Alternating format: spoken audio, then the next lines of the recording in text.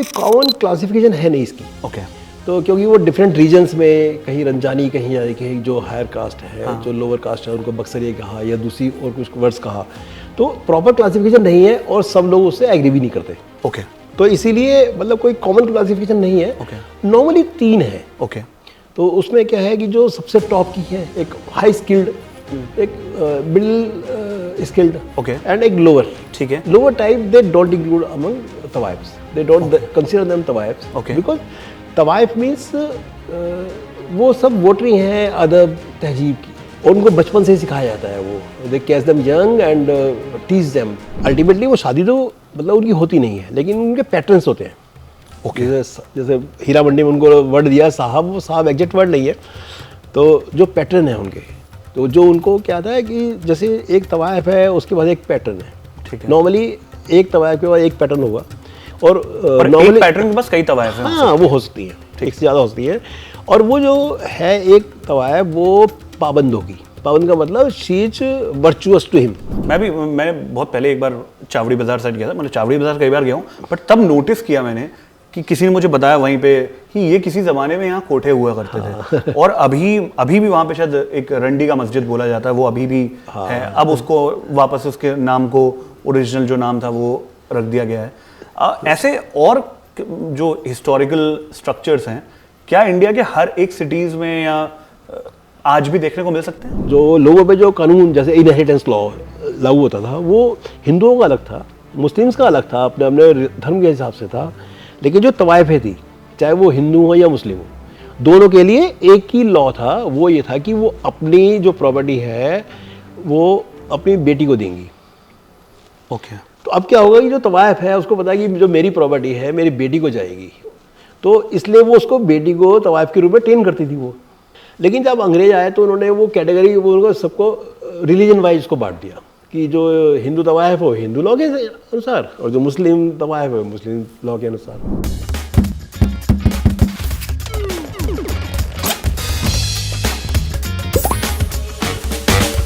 On that note, this is a brand new episode of What's Up Abir. आप देख रहे हैं ABP Live Podcast. I'm Abir Lahiri. Joining me today in conversation is Mr. A.K. Gandhi with his brand new books, Dance to Freedom, From Ghungroos to Gunpowder. कैसे हैं आप?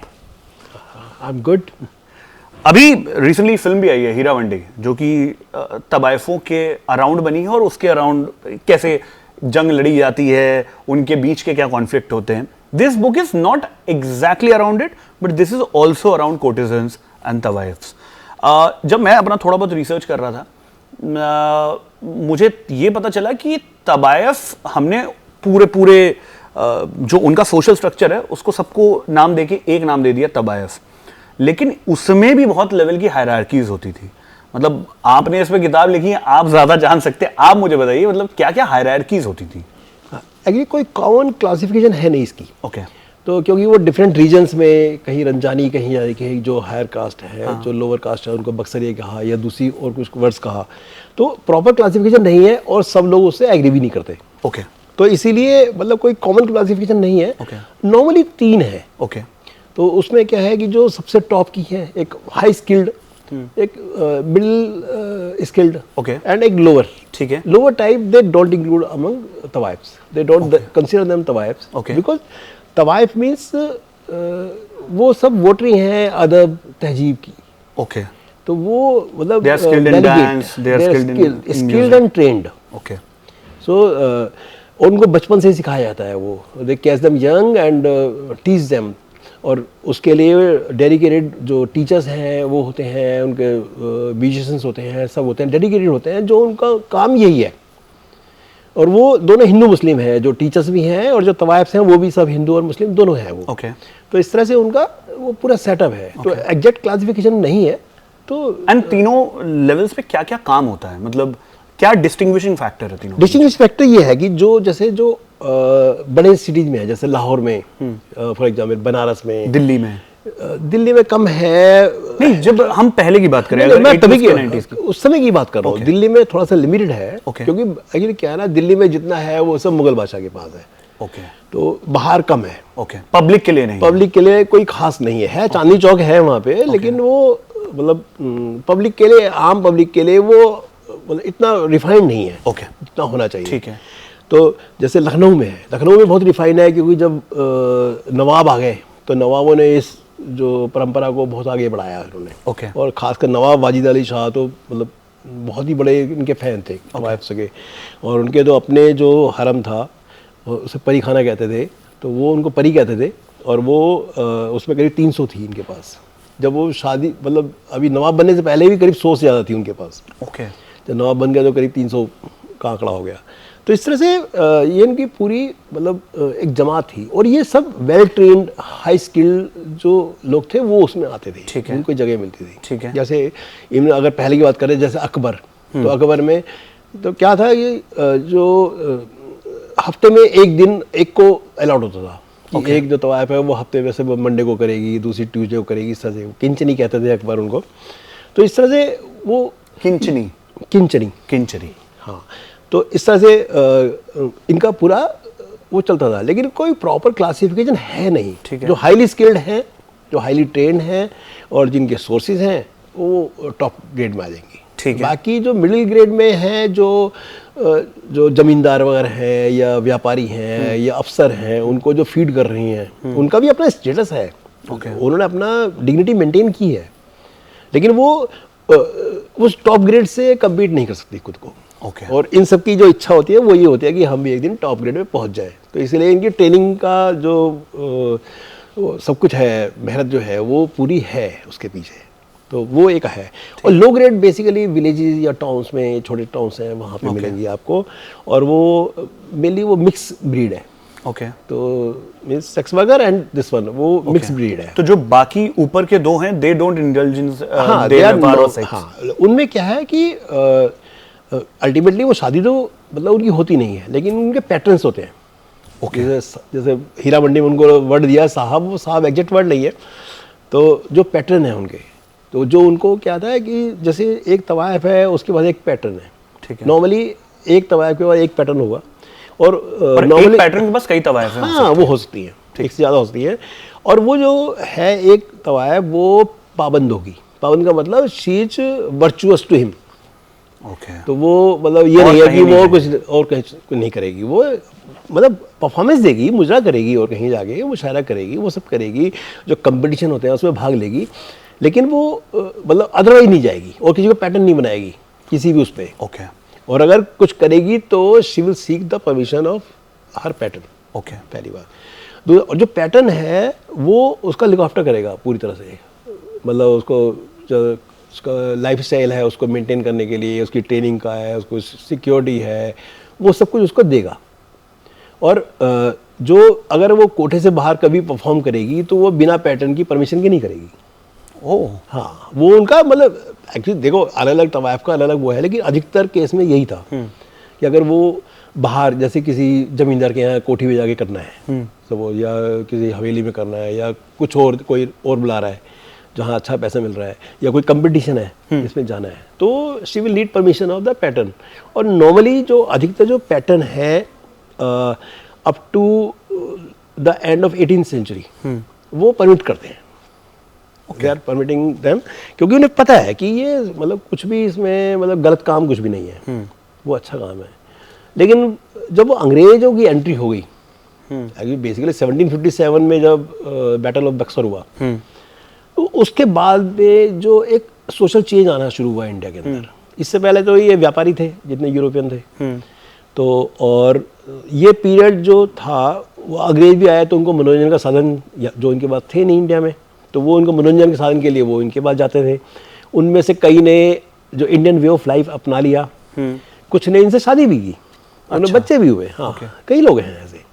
बल्कि आप ये देखो आगरा में, इवन मेरठ में कुछ ऐसे कब्रें हैं अंग्रेजों की जो मतलब इंडियन स्टाइल में बनी हुई है आर्किटेक्चर में। वो उसका कारण यही था कि वो जो तवाइफें थी उनका असर था उनके ऊपर। ओके। तो इस तरह से मतलब इन्होंने काफ़ी सोशल चेंज कल्चर में काफ़ी काम किया। तो पहले क्या मतलब हम इस पे आते हैं कि कैसे चेंज हुआ, पहले इनका सोशल स्टेटस क्या था? तो सोशल स्टेटस इनका देखिए, जो नवाब थे और जो प्रिंसेस थे, जैसे मुगल प्रिंसेस या जैसे मैसूर के वो हैं, वो इनके पास अदब और तहजीब सिखाने, नफासत सिखाने के लिए इनके पास भेजते थे लोगों को, अपने बच्चों को। हाँ हाँ, इवन आपको शायद विश्वास नहीं होगा कि मेरे बचपन में जो मुजरा मतलब दिखने के लिए अगर कहते थे ना कि मुजरा जो घर है। मुशायरा, अच्छा, मुशायरा। मुशायरा के लिए जहाँ पे मतलब पोएम्स है, उसमें जाइए तो आप कुछ चीज़ सीखोगे। बेसिकली क्या सीखोगे आप? अदब सीखोगे, नफासत सीखोगे कि कैसे बात करनी चाहिए, क्या वो। तो मुशायरा तो उसमें मतलब हमारे बड़े लोग भी करते थे, ओके। क्योंकि मुझे जो तवाइफ की जो सबसे पहले कहानी जब मेरे दादाजी ने सुनाई। अच्छा। तो इसलिए क्या कहानी थी? तो उन्होंने वो लाहौर की मतलब बेसिक उनके कल्चर बता रहे थे मेरे को। तो क्योंकि दादाजी मेरे को रोज़ाना शाम को कहानी सुनाते थे। हाँ। तो वो सब जितनी मैंने किताबें लिखी हैं वो सब सारी उन टॉपिक्स पे हैं। और जब प्रताप हो, शिवाजी हो, छत्रसाल हो, लाल बहादुर शास्त्री, तो लाल बहादुर शास्त्री उन्होंने गा के सुनाई, रूप बसंत की उन्होंने गा के सुनाई मेरे को। तो वो सब किताबें लिखी है। तो वो उन्होंने तवाइफ की एक दिन दादी सो गई जल्दी, तो उन्होंने तो आज एक अलग कहानी सुनाता हूँ। तो उन्होंने वो अलग कहानी सुनाई, वो बताया ये सेटअप क्या है। वो बड़ाई की, क्योंकि हम लोग बेसिकली वहीं के हैं, लैलपुर के। ओके। तो और ये ज़मींदार थे। ओके। तो ज़मींदार थे तो बट नेचुरल है। उन्होंने ये तो नहीं बताया कि मतलब वो कभी गए नहीं गए, लेकिन उन्होंने कहानी जिस ढंग से बताई, ठीक है, वो सेटअप ठीक है। तो जरूर उन्होंने सब कुछ देखा है। तो वो बेसिक इंटरेस्ट है। लेकिन मेरे में इतना साहस नहीं था कि जब तक मेरे मूछ के बाल सफ़ेद नहीं हो गए तब तक मैं इस विषय पे काम नहीं कर पाया। तो सही है। हाँ, तो हम बात करते हैं सोशल स्टेटस की। क्या था social status? How influential were they? They were influential in the sense, देखिए कि जो उनके पैटर्न्स हैं वो हाई रैंकिंग ऑफिसर्स हैं या नवाब खुद है। ठीक है। अब वो ऐसा है तो उनके पास इन्फ्लुएंस तो आएगा। तो अब वो मतलब सपोज करो जैसे अवध का क्या था नाम है, मेहदी अली, वो वजीर बना है क्योंकि वो प्यारो एक तवाइफ थी, उसने कहा नवाब को कि इनको करो, तो उन्होंने वजीर बना दिया। तो ऐसी और भी कहानी है आपके पास। बट एक राजा के पास आप जैसे बोल रहे हैं 100-200 तवाइफें भी हैं। राजा का एक अलग केस है, नवाब का अलग केस है। क्योंकि दे कैन अफोर्ड, मगर क्योंकि लेकिन कॉस्टली अफेयर है। ओके। क्योंकि कॉस्टली अफेयर है, उसके जो मतलब देखिए जो फैशन है दैट बिगिंस फ्रॉम द कोठा, तो उस पीरियड में। तो अब इसका मतलब क्या है कि वो नए जो कपड़े हैं उनका खर्चा, उनकी ज्वेलरी अलग आ रही है, फैशनेबल वो है, नए डिजाइन पैदा कर रहे हैं वो लोग, तो वो सब कॉस्टली अफेयर है। मैंने आसान काम नहीं है। मैंने यहाँ तक कि सुना है कि कभी एक तवाइफ को बुलाया गया था कि आप हमारे यहाँ परफॉर्म करिए। किसी राजा ने बुलाया था, उन्होंने बोला था आप ये वाली ट्रेन है, पूरी ट्रेन भेजिए तभी मैं आऊँगी। हाँ, तो वो फैक्ट है ये। तो ऐसी कहानियां हैं क्योंकि उनका जो खर्चा है वो खाली ये नहीं है जैसे आज सिंगर आती है कोई, तो वो अपनी पूरी उसकी जो टीम, म्यूजिकल टीम, वो सब कुछ है, वो जो डिजाइनर है, मेकअप मैन है, वो सब पूरी उसकी टीम में होगा ना। तो ऐसी तवाइफ के साथ भी था, उसकी अपनी पूरी टीम है, अपने सिक्योरिटी गार्ड्स हैं, अपने म्यूजिशियंस हैं, अपने वो सजाने वाले हैं और फैशन डिजाइनर्स हैं, वो सब उसके अपने हैं। तो या तो मतलब वो एज ए ग्रुप उसको कर रहे हैं, या जो अधिक पैसे वाली है उसके अपने कोठे के अंदर सारा अरेंजमेंट है। ओके। तो इस तरह से है। अब वो उस टाइम तो जैसे है वो सेंट छिड़कने वाले भी लोग हैं उसके पास, तो जो गुलाब, हाँ, जो चप्पलों को सही, कोई चप्पल पहन के नहीं भी बैठते थे, तो चप्पल को सजाने के लिए, लगाने के लिए, जो पक्षी हैं उनके पिंजरे वहाँ पर टांगने हैं, वो कैसे सफाई करनी है, वो सब के आदमी चाहिए ना सब काम के लिए। तो उसकी बहुत बड़ी टीम है, वो चेहरा अकेला है लेकिन वो टीम बहुत बड़ी है। और फिर हर कोठे में बहुत सारी लड़कियां सीख रही हैं। ओके। वो जो मेन जो तवाइफ होगी वो जब मुजरा शुरू होगा, जब मुजरा, तो वो सबसे बाद में आएगी।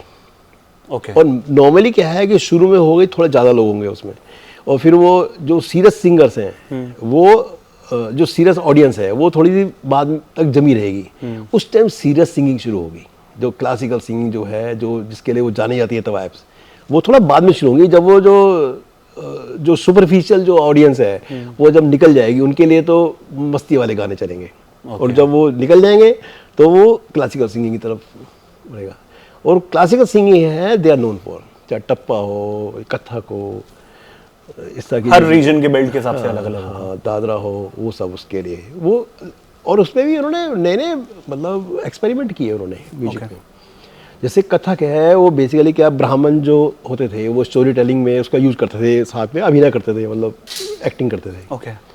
तो वो आर्ट उन्होंने सीखी और उसको उन्होंने जो मुगल इन्फ्लुएंस, पर्शियन इन्फ्लुएंस के साथ उसको ब्लेंड करके उसे कथक का फॉर्म दिया। और वो तवायफ, वो इसीलिए कथक के लिए जानी जाती है तवायफ। तो वो उनका बहुत बड़ा कंट्रीब्यूशन है हमारी कल्चर में। तो और इतने बड़े फ्लैग बेरर कल्चर के फ्लैग बेरर होने के बाद आज उनको सिर्फ देह व्यापार से जोड़ा जाता है, ये ट्रांजिशन कैसे आया? देखिए इसमें दो फैक्टर्स हैं। एक तो जब अंग्रेज आ गए, अंग्रेजों के काल को हम दो भागों में बांट लेते हैं। ठीक है। तो किताब में भी है कि pre steamship period, pre steamship का मतलब जो पानी के जो भाप के इंजन वाले जो जहाज हैं वो अभी आए नहीं है, मतलब अराउंड 1820 तक। ठीक है। तो अब वो नहीं आया तो क्या जो अंग्रेज जो यूरोप में आ रहे हैं यहाँ पे इंडिया में, उनके पास इंटरटेनमेंट का साधन नहीं है। क्यों? क्योंकि फैमिली को लाना एक बहुत ही ट्रबलसम और कॉस्टली अफेयर है। ठीक है।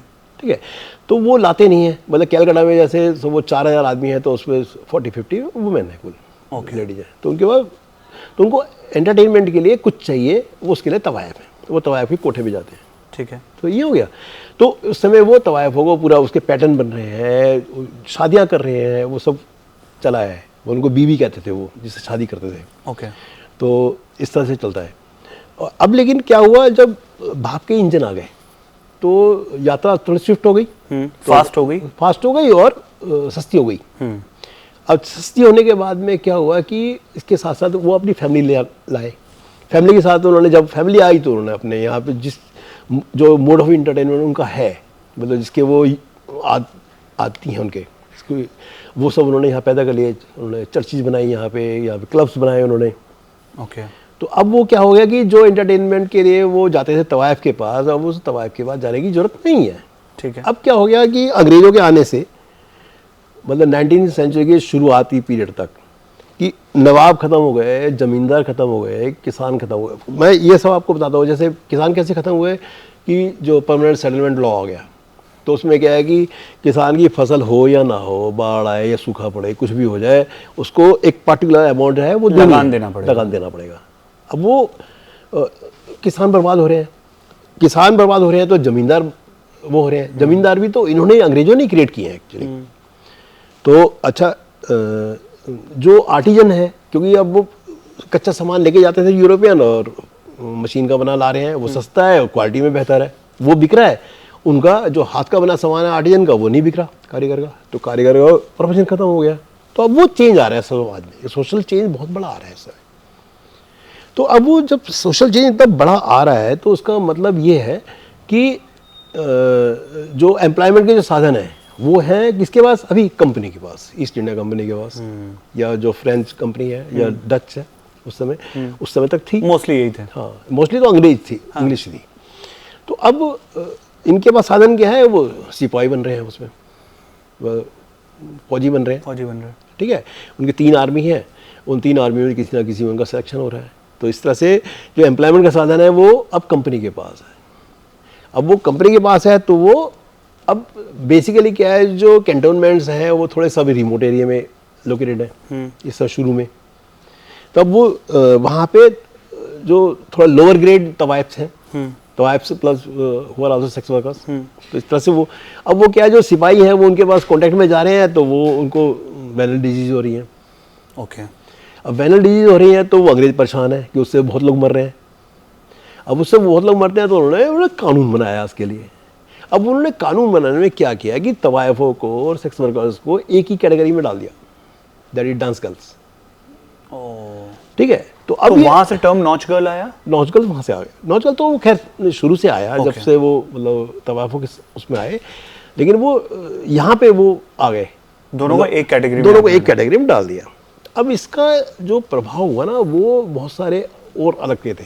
जैसे पहले क्या था, जो मतलब जो लोगों पे जो कानून, जैसे इनहेरिटेंस लॉ लागू होता था, वो हिंदुओं का अलग था, मुस्लिम्स का अलग था, अपने अपने धर्म के हिसाब से था। लेकिन जो तवायफें थी, चाहे वो हिंदू हो या मुस्लिम हो, दोनों के लिए एक ही लॉ था। वो ये था कि वो अपनी जो प्रॉपर्टी है वो अपनी बेटी को देंगी। ओके। तो अब क्या होगा कि जो तवायफ है उसको पता है कि जो मेरी प्रॉपर्टी है मेरी बेटी को जाएगी, तो इसलिए वो उसको बेटी को तवायफ के रूप में ट्रेन करती थी वो। ठीक है। तो ऐसे ही वो चला। लेकिन जब अंग्रेज आए तो उन्होंने वो कैटेगरी, वो उनको सबको रिलीजन वाइज को बांट दिया कि जो हिंदू तवायफ हो हिंदू लॉ के अनुसार और जो मुस्लिम तवायफ है मुस्लिम लॉ के अनुसार। तो अब क्या हुआ कि वो उसमें बहुत सारे कोर्ट केसेस सामने आएंगे कि क्योंकि अब जो मैन है दोनों उसके तवायफ हो गए, जो रिलेटिव है वो अब क्लेम करेंगे प्रॉपर्टी में। सही बात है। ठीक है, तो अब उनकी लाइफ मतलब डिस्टर्ब होनी शुरू हो चुकी है, पहली बात। और दूसरा क्या हो रहा है कि इन्होंने पहले क्या था कि सब तवायफों के बच्चे नहीं होते थे, तो ये ना बेटियां अडॉप्ट करते थे। ठीक है, जिसके हो गए वो बढ़िया, ठीक है। जो अगर पैटर्न का हुआ तो इनके पास ही होता था, इनके पास पलेगा बढ़ेगा, केवल जो पैटर्न है खर्चा देगा। ओके। और इवन जो पैटर्न का इनके साथ बच्चा होगा तो नहीं, पैटर्न का हाँ। इन जनरल भी कोई बच्चा होगा तो भी नहीं, पैटर्न का इनके साथ जो बच्चा होगा। ओके, बट वो not indulge in physical relation, right? आपने बताया नहीं, वो पैटर्न जो है वो उनके साथ उनका रिलेशन, उनके साथ रिलेशन हो सकता है और नॉर्मली होता था। ओके। तो अदरवाइज मतलब सबके साथ नहीं होगा, मतलब Okay. वो जनरल एक्सक्लूसिव केस है। वो पैटर्न बनाने का मतलब ही यही था ओके कि जो अल्टीमेटली जो फिजिकल रिक्वायरमेंट है वो पूरी हो रही है उनकी। ओके। तो वो मेनली वो है, लेकिन वो मतलब ये नहीं है कि कोई भी आएगा तो ऐसा नहीं है। ओके। और इसके लिए तो किताब में तो धर्मन बीवी का मैंने एक इंस्टेंस भी दिया है कि वो कि मतलब वो अंग्रेज है, वो चाहता है कि मेरे साथ बेड शेयर करे, लेकिन वो कैसे बसती है वो, तो वो सब कुछ तवायफों को वो सब ट्रेनिंग का पार्ट है उसके लिए कि वो कैसे उसको पागल बना के या करके वो उसको मतलब बस अलग कर देती है। हाँ, अलग कर देती है। तो वो एक पार्ट है, तो वो उनकी ट्रेनिंग का पार्ट है बेसिकली। तो अब क्या हो रहा है कि एक तो जो उनके सिपाही जो मर रहे हैं बीडी से, वो उससे बचने के लिए वो लॉ बनाते हैं कि इनका फिजिकल एग्जामिनेशन होगा टाइमली, सैनिटाइजेशन होगा, ये सब हुआ। तो वो they were all very humiliating experience for them. तो ये अच्छा। दूसरा, उनकी जो इनकम है वो तो पहले से कम हो गई कि पहले उनके बाद नवाब आते थे, वो 1000 रुपये लेके जाएगा, 1000 गिन्नी डाल जाएगा, 5000 डाल जाएगा। अभी आएगा सिपाही जिसको खुद ही सैलरी 3-4-5 रुपये मिलती है, तो वो क्या डालेगा? सही बात है। तो उसके जो इनकम भी कम हो गई है और फिर जो ये लीगल ऑब्लिगेशन है वो बढ़ गए हैं, प्लस ह्यूमिलिएशन अलग मिल रहा है, ह्यूमिलिएशन अलग से हो रहा है। तो वो ये सब उनके मन में थोड़ा they are nursing ill will against the English. और ये कारण है कि मतलब कि जो तवायफें थी वो जासूसी तो नॉर्मली करती थी, जहाँ भी अंग्रेज उनके पास आ रहे हैं, अंग्रेजी, क्योंकि अंग्रेज फौज में अंग्रेज भी हैं, यूरोपियन भी हैं, वो भी आते हैं इनके पास, जो क्योंकि लोअर रैंक में जितने भी सिपाही हैं वो सारे विदाउट फैमिली हैं लगभग। ओके। अब वो आ रहे हैं एंटरटेनमेंट के लिए, अब एंटरटेनमेंट के लिए आ रहे हैं तो वो सब कुछ हो रहा है, बात भी हो रही है। हाँ, सब कुछ हो रहा है, बातें हो रही हैं, तो जासूसी भी हो रही है। जासूसी हो रही है तो अब वो इंफॉर्मेशन कहीं तो पास होगी, तो वो पास भी हो रही है इंफॉर्मेशन। वो सारा का जो आप ही लगा लीजिए कि मेरठ में अगर 1857 शुरू हुआ तो उसका एक फैक्टर, इम्पोर्टेंट फैक्टर है, वो ये था कि तवायफों ने जो सिपाहियों, जो देशी सिपाही थे इनके पास आते थे, उनके मुंह पे अपनी चूड़ियाँ दे मारी थी और कहा था तुम नामर दो। तो वो भी एक फैक्टर है। तो इन्होंने और मतलब बट ऐसा क्यों किया था? वो जब जो 85 सिपाही जो मेरठ में थे ना, जिन्होंने मतलब जो नया कारतूस था, जो एक्चुअली क्या था, इन्होंने अंग्रेजों ने एक नई, पहले तो मस्कट होती थी, जो राइफल जो है वो मस्कट होती थी, उसके बाद में ये एनफील्ड राइफल लेके आए। तो एनफील्ड राइफल के लाने के लिए उसका जो कारतूस होता था उसको वो सूखे नहीं, तो उसको पैक करते थे। पर उसमें क्या था, बेसिकली पहले ना मसाला होता था, हाँ। जैसे गन है वो सीधा उसमें मसाला डालते थे, ऊपर ठोकते थे उसको। अब वो कागज में उसमें पाउच में बंद होता था और वो सूखे नहीं, उसके लिए क्या करते थे, उस पर वो चर्बी लगाते थे। अब वो चर्बी जो अफवाह थी और सच्चाई भी है कि वो गाय और सूअर की थी। अब वो हिंदू मुस्लिम दोनों के लिए वो प्रॉब्लमेटिक है, वो रिलीजन के हिसाब से नहीं है। तो वो तो 85 हर जगह बहुत लोगों ने, मतलब जैसे फतेहपुर में, कानपुर में, हर जगह उन्होंने मना किया है। रेबेलियन हुए हैं, छोटे छोटे हुए हैं, जैसे मंगल पांडे है केस, तो उन्होंने तो पहला बलिदान उन्होंने दिया। तो अच्छा, बहुत लोग समझते हैं कि मंगल पांडे मेरठ में थे, मेरठ में ना बैरकपुर में उन्होंने बलिदान दिया।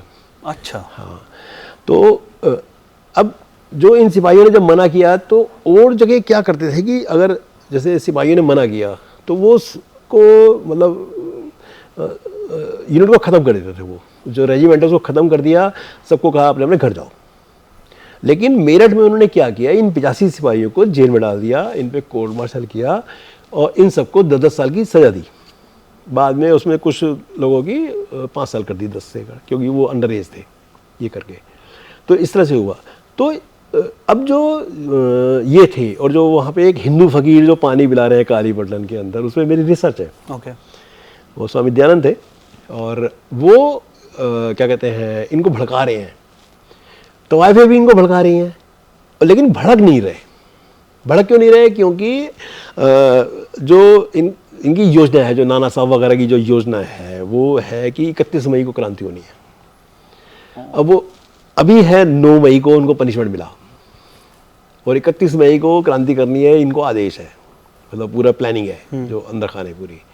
तो अब इनके सामने जो सिपाही हैं, 2 माइंड में है कि अभी उठें या ना उठें, या 31 मई को उठें। हाँ। तो दयानंद कह रहे हैं कि भाई कल भी संडे है 10 मई को, 31 को भी संडे है, अभी उठ जाओ, कोई बात नहीं है। तो वो सब कुछ चल रहा है। और जब वो उनकी जो 85 सिपाहियों को जब पनिशमेंट मिला 9 मई को, मतलब 6, 7, 8 को तो उनको कोर्ट मार्शल हुआ, 9 तारीख को पनिशमेंट मिला, परेड ग्राउंड में मिला, ओपनली उनके कपड़े वपड़े फाड़ दिए, रैंक उतारे, वो कैशरिंग उसे कहते हैं, कैशरिंग की, उनके बीड़ियाँ पहनाई गई। तो तब भी गुस्से में नहीं थे सिपाही। तो जब वो लेके जा रहे थे जो देशी सिपाही, उनको 85 सिपाहियों को जेल में, तो वो रास्ते में तवाइफें भी खड़ी थी, तो उन्होंने वो चूड़े उतार के दे मारी, उनको सारे नर सब ना मर दो। तो वो कहानी है। तो तवाइफों ने और आपको आश्चर्य होगा कि क्रांति होनी है और 10 तारीख को होनी है, इसकी सूचना तवाइफों के पास थी, और उनमें से एक ने एक अंग्रेज अफसर को वार्न भी किया था कि ये है कहानी, वो पॉसिबल नहीं है। क्योंकि मेरठ में क्या था कि अंग्रेज भी बहुत स्ट्रांग थे, बहुत बड़ा कैंट है मेरठ में। तो वहाँ एक्चुअली क्या ना, हर जगह अंग्रेज कमज़ोर थे, मतलब कम थी संख्या इनकी। जैसे एक रेजिमेंट इनकी थी, 3 या 4 यूनिट इनकी थी देशी सिपाहियों की। मेरठ में 3 वो थे, और ज़्यादा तोपखाना उनके पास था। तोपखाना बहुत बड़ी पावर होती है। सही बात है। तो लेकिन फिर भी देखो वहीं से शुरू हुई। तो वो शुरू हुई तो बहुत सारे फैक्टर्स थे, तो उसमें एक फैक्टर ये भी था। ओके। तो फिर हम आते हैं कैसे धीरे धीरे डिग्रेड होना चालू हुआ, उनका ह्यूमिलिएशन हुआ। फिर लेकिन सिर्फ उनको रेस्ट्रिक्ट करके आज की डेट में जो समाज में परिभाषा है कि वो सिर्फ देह व्यापार करते हैं, वो कैसे इवॉल्व हुआ समाज के सामने? हाँ, देखिए वो हुआ ये ना कि जब उनके पास जो फाइनेंशियल जो रिसोर्सेज है ख़त्म हो गए, जो बहुत रिस्ट्रिक्ट हो गए। अब क्या हो गया कि जब उनके पास पहले तो आते थे म्यूजिक के जो प्रेमी थे, वो आते थे उनके पास, वो उनके सुनना चाह रहे हैं, वो उनको देखना चाह रहे हैं, सुनना चाह रहे हैं। फिर क्या ऐसे लोग आए, थोड़े लो ग्रेड आ गए। अब वो लो ग्रेड है, उनको बेसिकली कार्नल डिजायर्स की ज़्यादा वो है। ओके। तो अब वो उसमें अगर पढ़ेंगी तो बदनामी आनी है जरूरी है, और नहीं पढ़ेंगी तो भूखा बनना है। तो वो उनके सामने एक डिलेमा था कि वो क्या करेंगे ऐसे केस में। तो वो धीरे धीरे वो मतलब वो हो गया। और अब क्या हुआ कि जब थोड़ा सेक्स स्टेट थोड़ा ज़्यादा हो गया जब, तो अब जो महिलाएं हैं वो अपने पतियों को जाने नहीं दे रही उनके पास। पहले जाते थे वो रोप से, वो खुलेआम जाते थे, अपने बच्चों को भेजते थे ट्रेनिंग के लिए, अब नहीं भेज रहे हैं। दूसरा, अब जब ये ऐसा हो गया है तो जो तवाइफें जिन्होंने अपनी डिग्निटी बचा के रखी है, वो नहीं चाहते थे कि उनके बच्चे भी इस ट्रेड में रहें, पढ़ने चला है। वो चाहते हैं इस गंदगी से निकलें। अब वो उससे निकल, चाहे वो मतलब वो पैसे वाले हैं, वो भी चाह रहे हैं, तो इसलिए वो धीरे धीरे वो शिफ्ट हो रहे हैं दूसरे मीन्स पे। ओके। तो अब दूसरे मीन्स पे कैसे हो रहे हैं, जैसे ऑल इंडिया रेडियो था, उस पर आ गए। ओके। तो रेडियो की तरफ, या दूसरे जो कुछ भजनों की तरफ जुड़ी, कुछ इस तरह कुछ राष्ट्रीय जो पैट्रियोटिक सॉन्ग्स है उनकी तरफ जुड़ी। तो इस तरह से इनकी थोड़ी वैरायटी होगी। तो अब वो तवाइफ नहीं रही, तो उन्होंने कि पहले वो बाई के नाम से जानी जाती थी, तो अब वो उन्होंने अपने नाम के साथ थोड़ा चेंज कर दिया, ये बेगम के नाम से कहने अपने को कहने लगे कि सो एंड सो बेगम, इस तरह से। ठीक है। तो इस तरह से वो एक चेंज उनमें आ गया, तो वो पेशा बदनाम हो गया। क्योंकि जो बच्ची खुची वो लगभग मतलब काफ़ी सारा काम, हालांकि मैंने अपने बचपन तक इनकी प्योरिटी देखी है। ओके। हाँ, मैंने देखी है वहाँ मेरठ में ढोलकी मोहल्ले में, मैंने देखी है कि दे वर प्योर, और उनका काम केवल यही था। लेकिन वो धीरे धीरे क्या है ना कि अब जो मॉडर्न मीन्स ऑफ एंटरटेनमेंट आ गए हैं आपके पास, जब आप एक बढ़िया गीत आप टीवी पे देख सकते हो या मोबाइल में सुन सकते हो, तो उनके पास कोई उनका बेसिक कोई मतलब वो नहीं रहेगा, एवेन्यूज नहीं है, पैसे कमाने के एवेन्यूज नहीं रहे उनके पास। और जब सोशल स्टिग्मा साथ में हो जाएगा तो जो आदमी, मैंने कहा ना, मेरी जब तो मुझे समझ नहीं हुई, मेरा हिम्मत नहीं हुई कि मैं काम करूँ इस पर। तो वो एक बड़ा कारण है कि आपको मतलब कि सोशल स्टिग्मा है आपके साथ कि आप काम करोगे। अभी भी मतलब कुछ लोगों ने टोका मेरे को कि अरे आप इस पे काम कर रहे हो तो बट ये हिस्ट्री का एक बहुत इंपॉर्टेंट चैप्टर है। हाँ बिल्कुल, इसको इग्नोर करने की मुझे नहीं लगता कोई भी ज़रूरत है। अब मतलब काफ़ी किताबें आ रही हैं, काफ़ी फिल्में बन रही हैं, लगता ज़रूरी है इसको। मेरे पास टैबू तो नहीं देखना चाहिए मेरे हिसाब से। हाँ, नहीं देखना चाहिए क्योंकि हिस्ट्री इज हिस्ट्री, जो फैक्ट है वो हिस्ट्री है। और जो मैं तो जैसे, क्योंकि आपको पता होगा कि मैं जो प्राइम मिनिस्टर युवा लेखन योजना है जो, उसका मैं मेंटर भी था। और उसमें जो हमारा मेन काम था वो था अनसंग हीरोज के बारे में लिखना। तो ये अनसंग हीरोज ही हैं हमारे। तो क्योंकि इनका जो रोल है सामने लाया नहीं गया प्रॉपर ढंग से। तो अब जो धर्मन बेबी हैं, हुस्ना बाई हैं, तो इनका रोल हमें चाहिए कि हम पब्लिक डोमेन में लाएं। कुछ कहानी बताइए ना, मतलब how they were important for the society. मैंने सुना है कई फ्रीडम मूवमेंट में भी बहुत एक्टिव रोल कईयों ने पार्टिसिपेट किया। बहुत सारे जहाँ पे लोगों प्रताड़ना होती थी, ये तवाइफें बाहर आके उनके लिए वॉइस बनती थी। देखिए, इसमें जो ये किताब है, इसमें 5 तवाइफों की कहानी है। तो अब देखिए, जैसे अजीजन भाई है या बेगम हजरत महल है, इनको आज कोई भी तवाइफ कहने से बचता है। क्यों बचता है? क्योंकि इनकी इतना बड़ा ऑरा बन गया है, इन्होंने ऐसा काम किया है कि लोग इनको मतलब तवाइफ कहना पसंद नहीं करते हैं। इनको फ्रीडम फाइटर, स्वाधीनता सेनानी कहना पसंद करते हैं। तो उसका कारण यही है कि इन्होंने काम ऐसे किए हैं कि जैसे अब बेगम समरू है, उसको भी कोई तवाइफ कहना पसंद नहीं करता। तो थी तवाइफ, वो एक फैक्ट है, लेकिन वो एक छोटे से रेफरेंस के साथ आएगा। बाकी तो जो मेन काम है कि वो एज ए रूलर उसने सरदना के लिए क्या किया।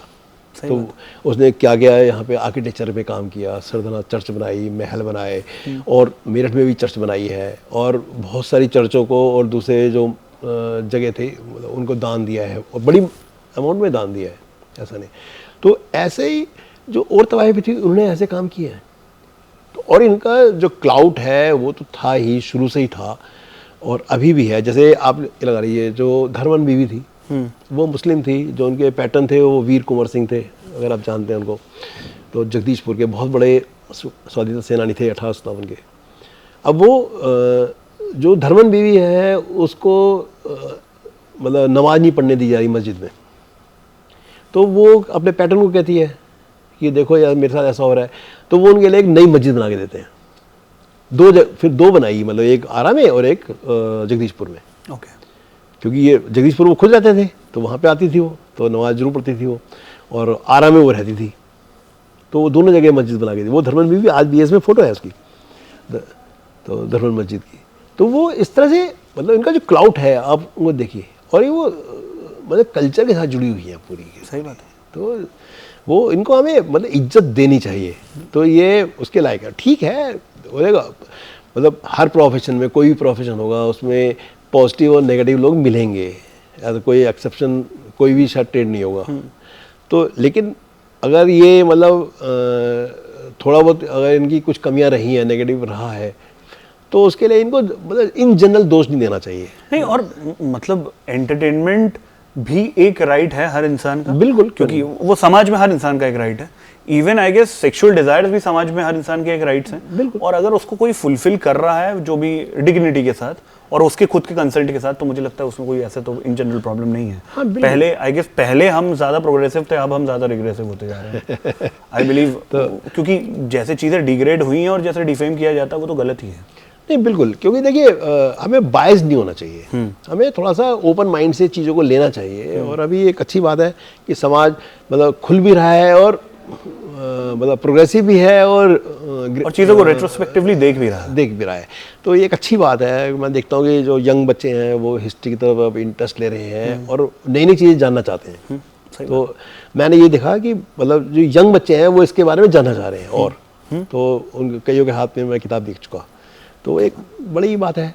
तो मैं चाहता हूँ कि ऐसा मतलब और एफर्ट्स हों समाज में, और हों, और हम भी कोशिश करेंगे ऐसी एफर्ट और हो। सही बात है। My last question which is more like, अगर आप कुछ शेयर करना चाहें, इस बुक के अंदर कुछ ऐसे किस्से जो कभी किसी ने फिल्म में या किसी वीडियो में या कहीं नहीं देखे हो, लेकिन अगर आप बस एक झलकी देना चाहे, बाकी जनता के लिए नियर बाय बुक स्टोर पे किताब मिलेगी, वहाँ वो बिल्कुल पढ़ सकते हैं, लेकिन ऐसा कुछ अगर आप शेयर करना चाहें। ऐसे एक्चुअली इसमें बहुत सारे किस्से हैं। एक्चुअली ये जो हार्ड हिस्ट्री की किताब नहीं है, ये सॉफ्ट हिस्ट्री की किताब है। सॉफ्ट हिस्ट्री का मतलब इसमें बहुत सारे एनेक्डोट्स हैं, बहुत सारी घटनाएं हैं, संस्मरण है।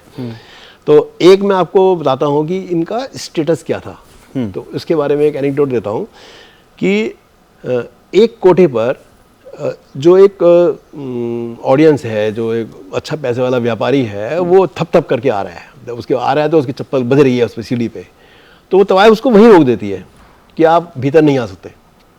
तो पूछता है अपने पैसों की, जो सिक्कों की जो पोटली दिखाता है, देख मेरे में बहुत पैसे हैं, मैं बहुत अमीर आदमी हूँ और ये सब लुटाने वाला हूँ। तो वो उसे कहती है कि हम ना अदब और तहजीब के वो हैं रिप्रेजेंटेटिव, दूत हैं उसके, और हमारे जो संगीत है उसको वही सुन सकता है जिसको म्यूजिक सुनने की थोड़ा उसको समझ हो, इज्जत हो। हाँ, और जो आप जिस ढंग से चल के आ रहे हो ना, इसका मतलब है आपको म्यूजिक की नफासत की कोई समझ नहीं है, इसलिए मैं आपको भीतर नहीं आने दे सकती। उसको वापस भेज दिया उसने। तो ऐसी कहानियाँ इसमें हैं। तो जो मतलब प्रैक्टिकल लाइफ में वो, क्योंकि उनके लिए जो ये सब जो कल्चरल, हायर कल्चरल जो एट्रीब्यूट्स हैं, वो उनके लिए सबसे ज़्यादा इंपॉर्टेंट है। उनके लिए ये इंपॉर्टेंट नहीं है कि पैसा आ रहा है, उनके लिए ये इंपॉर्टेंट है कि ऑडियंस की क्वालिटी क्या है। और इसीलिए वो अपने ऑडियंस को भी वो उसको बहुत केयरफुली सेलेक्ट करती थी। अच्छा, जो जिनको परमिशन मिलेगी वही आ सकते, कोई भी नहीं आ सकता। और सब नहीं आ सकते, वो इसीलिए अपने गार्ड से रखती थी वहाँ पे। वो ऐसा नहीं है कि सब आ रहे हैं, ऐसा नहीं है। तो मतलब रिस्ट्रिक्टेड एंट्री है उनके पास, वो सबके लिए नहीं है। और इसलिए जैसे आपने कुछ सीरियल में देखा होगा कि वो नवाब ही आ रहे हैं अंदर और कोई नहीं आ रहा है। तो वो केवल जिनको समझ रहे हैं कि ये मतलब इस योग्यता रखता है कि ये बंदा आना चाहिए, ये इसको समझ है हमारी म्यूजिक की, हमारे उसकी तहजीब की, वही बंदा केवल आएगा और कोई नहीं आएगा। तो वो उसको अलाउ कर रही है, अदरवाइज वो किसी को अलाउ नहीं कर रही है। वो पैसे से मतलब नहीं है उसका एग्जैक्टली। मैंने बहुत पहले एक बार चावड़ी बाजार साइड गया था, मतलब चावड़ी बाजार कई बार गया हूँ, बट तब नोटिस किया मैंने कि किसी ने मुझे बताया वहीं पे कि ये किसी ज़माने में यहाँ कोठे हुआ करते थे। और अभी भी वहाँ पे शायद एक रंडी का मस्जिद बोला जाता है, वो अभी भी है। अब उसको वापस उसके नाम को, ओरिजिनल जो नाम था वो रख दिया गया है। ऐसे और जो हिस्टोरिकल स्ट्रक्चर्स हैं, क्या इंडिया के हर एक सिटीज़ में या आज भी देखने को मिल सकते हैं? हाँ, मिल सकते हैं। जैसे आरा में मैंने बताया, तो ऐसे हैं स्ट्रक्चर्स। तो लेकिन अब ये है कि बहुत जगह वो सब, अब जैसे मेरठ में है, वो सब मतलब खाली हो गए हैं सब। ये एएसआई के अंडर नहीं आते हैं, आर्कियोलॉजिकल सर्वे के अंडर। वो एक्चुअली एएसआई के पास इतनी मतलब रिसोर्सेज ही नहीं है कि वो हर बिल्डिंग को मतलब देख सकें। तो अच्छा, फिर दूसरी बात है कि सोशल स्टिग्मा तो है दिमाग में, हमारा प्रेजुडिस है दिमाग में। तो इसलिए मैं तो यही कहूँगा कि खुले दिमाग से जो था उसको वैसा ही लें उसको, और देखें कि उसका हमारे समाज में कंट्रीब्यूशन क्या है। और जब इनका कंट्रीब्यूशन इतना बड़ा है हमारी कल्चर में, खासकर म्यूजिक में, डांस में, तो हमें उनका मतलब उनको भूलना नहीं चाहिए। क्या फ्यूचर में रिवैम्प हो सकता है? क्या हम टाइम में वापस जा सकते हैं? आपको लगता है, मतलब क्या सिल्वर लाइनिंग, जैसे मतलब आर्ट के फॉर्म से अगर मैं बात करूँ तो नहीं, आर्ट फॉर्म में तो है, लाइव ही है, जो कथक है लाइव है। और कथक है, लेकिन अगर तवायफें ही देखें या कोठे जहाँ सिर्फ डांस होता है या आर्ट को उतना सुप्रीम रखा जाता है, आपको लगता है ऐसा कभी वापस आ पाएगा टाइम? वापस इस ढंग से नहीं आएगा, लेकिन अगर आप देखें जो डांसर्स हैं वो अपने परफॉर्मेंस दे रही हैं, आप किसी शादी में बुला लीजिए आती हैं, तो वो वेरिंग क्वालिटी की होती हैं, कोई क्वालिटी ऊपर होगी, कोई नीचे होगी, सब तरह की है। तो वो उस फॉर्म में तो वापस नहीं आएंगी, क्योंकि वो जो उसके जो खर्चे हैं वो बहुत अलग तरह के थे। मतलब वो जो मुग़ल शान और शौकत के साथ जो वो पेश करती थी हमने सब कुछ, कि उसमें इत्रदान है, गिलाफ बिछे हुए हैं और तख़त है, और मतलब वो जो कल्चर है, हुक्का है, तो वो सब तो वो पॉसिबल नहीं है। चीज़ें पॉसिबल, वो सब चीज़ें पॉसिबल नहीं है ना। आज के लोग वो पैदल जूते उतार के बैठना पसंद करते हैं।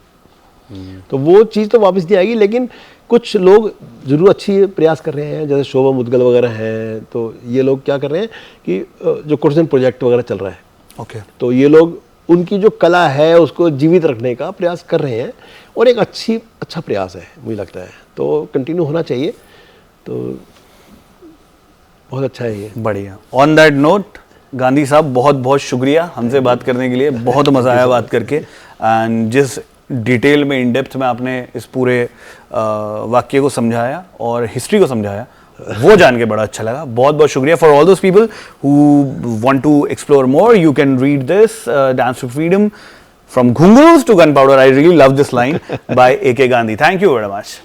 Thank you.